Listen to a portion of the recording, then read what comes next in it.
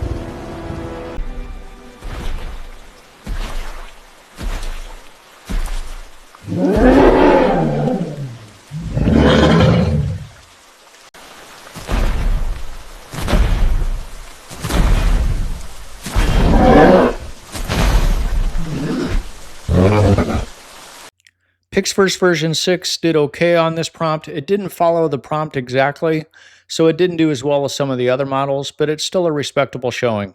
Happy Horse 1.1 again didn't manage to keep up with the other models in this one.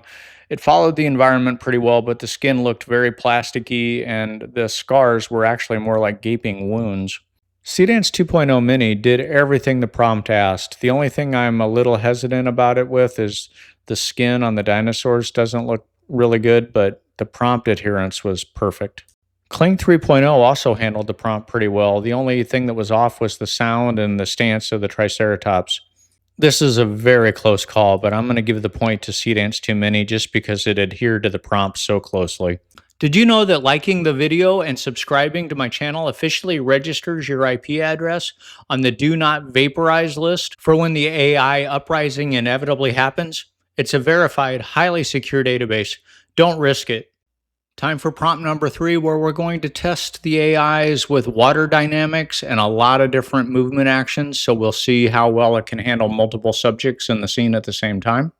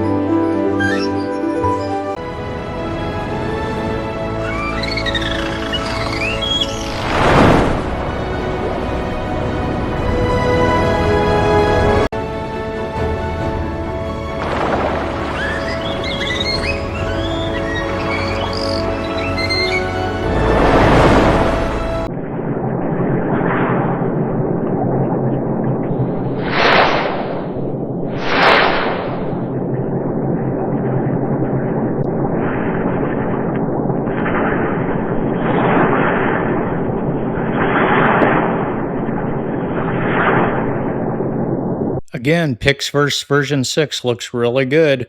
It had one obvious morphing issue in the first run, but the second run looked very good.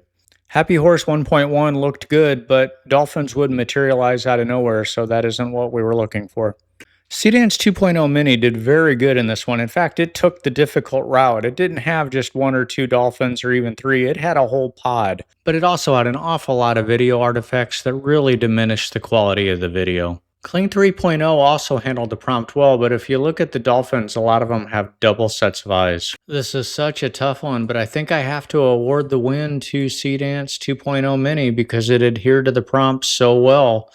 I just wish the video quality was a little bit better. All right, so this fourth prompt is going to test the model's ability to handle emotions and human hands on complex objects.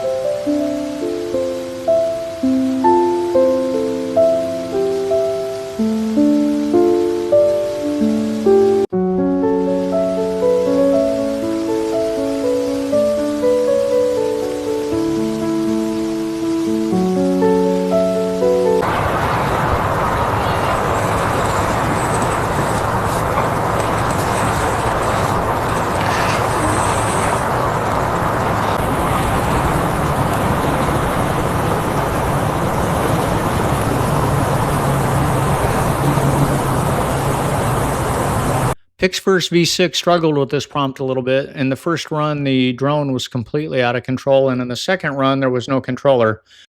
Happy Horrors version 1.1 did a very good job with this prompt. It had a controller in both, even though the prompt didn't specifically mention it, and the video quality was outstanding. Seedance 2.0 Mini struggled with this prompt a little bit too. In the first run, the drone would have been in the baby's head, so not exactly what we were looking for. Kling 3.0 struggled with this prompt a little bit too. In the first run, they were trying to steer the drone with their fingers, And in the second run, the drone didn't have front legs. I think Happy Horse 1.1 clearly wins prompt 4, so we have an overall winner now at Seedance 2.0 Mini.